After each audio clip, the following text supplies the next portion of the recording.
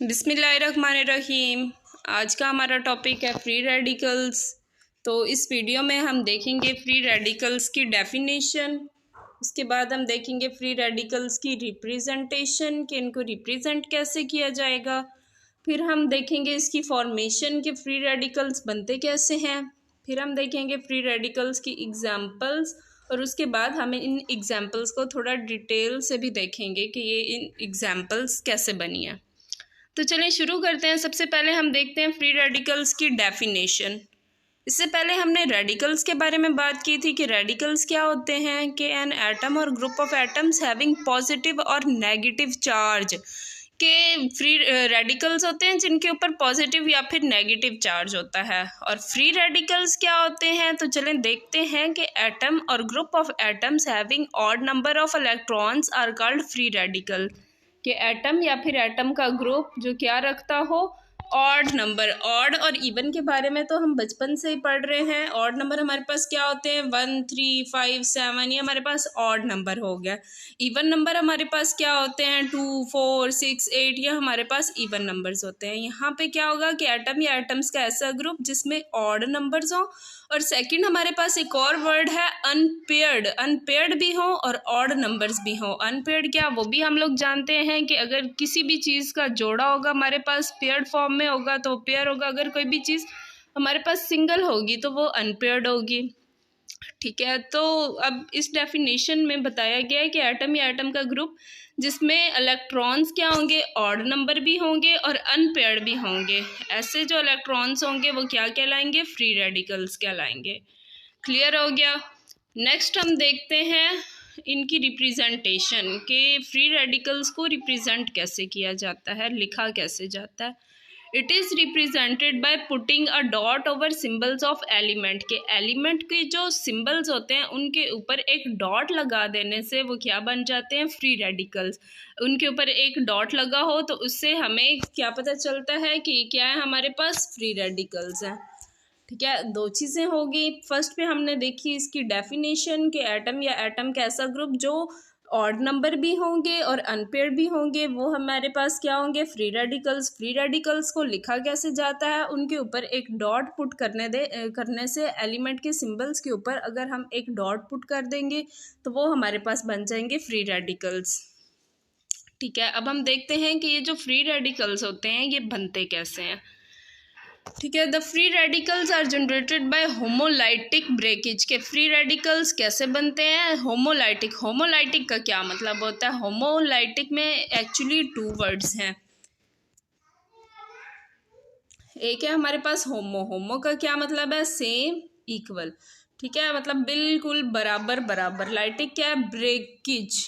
यहाँ पे हम किसके बारे में बात करें, बॉन्ड के बारे में बात करें कि किसी भी बॉन्ड का इक्वली डिवाइड, इक्वल सेंटर से ब्रेक हो जाए कोई भी बॉन्ड, तो तब हमारे पास रेडिकल्स बनते हैं, सॉरी फ्री रेडिकल्स बनते हैं। Free radicals are generated by homolytic breakage of bond. के बॉन्ड्स की बिल्कुल इक्वल सेम सेंटर से ब्रेकेज हो जाए तो हमारे पास फ्री रेडिकल्स बनते हैं। बिटवीन 2 एटम्स, 2 एटम्स के दरमियान किसी भी बॉन्ड की होमोलाइटिक ब्रेकेज हो जाए तो हमारे पास फ्री रेडिकल्स बनते हैं व्हेन दे अब्सॉर्ब हीट और लाइट एनर्जी। ठीक है, अब पूरा इसका डिटेल में देखें कि जब कोई भी एटम का बॉन्ड ही उसके ऊपर कोई हीट एनर्जी या फिर लाइट एनर्जी पड़ेगी तो वो दरमियान से ब्रेक हो जाएंगे, इक्वली डिवाइड हो जाएंगे, तो हमारे पास क्या बनेंगे, फ्री रेडिकल्स बनेंगे। क्लियर हो गया। नेक्स्ट पे हम देखते हैं इसकी एग्जांपल्स। हमारे पास मीथेन की है, क्लोरीन की है।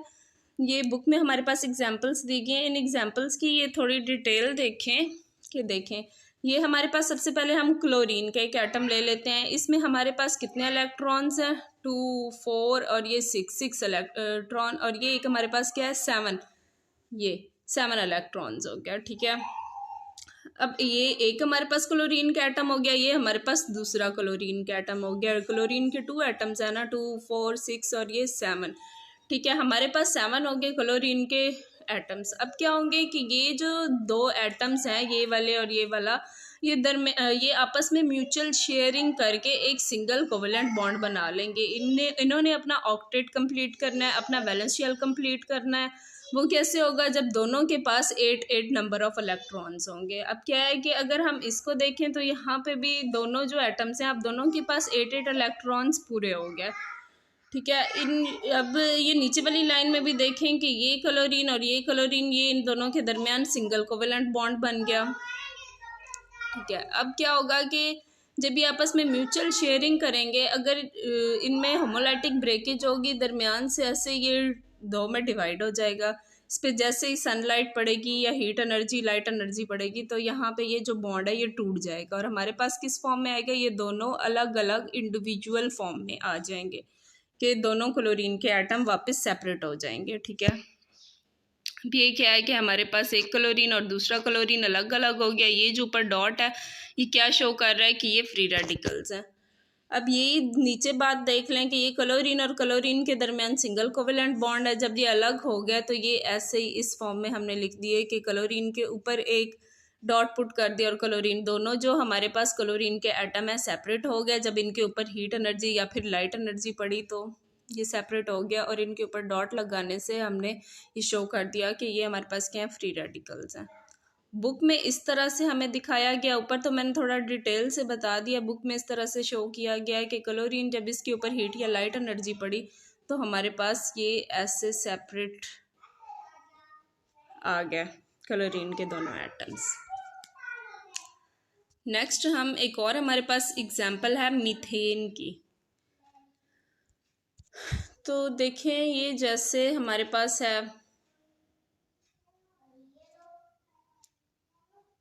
कार्बन है, इसके साथ ये हमारा H थोड़ा सा छुप गया ऊपर वाला।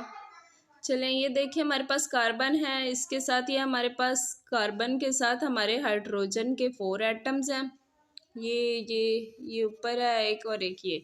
जब इसके ऊपर हीट या फिर लाइट एनर्जी पड़ी तो क्या होगा कि ये जो हमारा बॉन्ड है ना यहाँ से ये टूट जाएगा और ये सेपरेट हाइड्रोजन अलग हो जाएगा, ठीक है।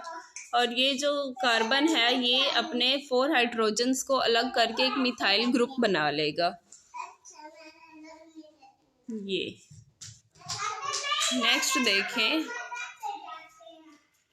कि अब ये मिथाइल ग्रुप अलग हो गया और हाइड्रोजन अलग हो गया। ऊपर ये जो डॉट है ये क्या शो कर रहा है, इसको free radical, as a free radical हमारे पास सेपरेट सेपरेट हो गया।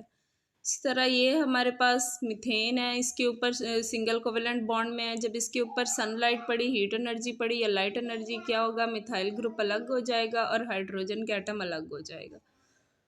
बुक में इस तरह से दिखाया गया है कि ये हमारे पास मीथेन है। मैंने डिटेल से बताया कि जब इसके ऊपर हीट एनर्जी या फिर लाइट एनर्जी पड़ेगी तो इस तरह से भी इसको लिखा जा सकता है कि कार्बन के और हाइड्रोजन के 3 एटम जो हैं ये सेपरेट हो गया और ये एक हाइड्रोजन सेपरेट हो गया, ठीक है। ये था टॉपिक, आई होप आपको समझ आया होगा। Thank you.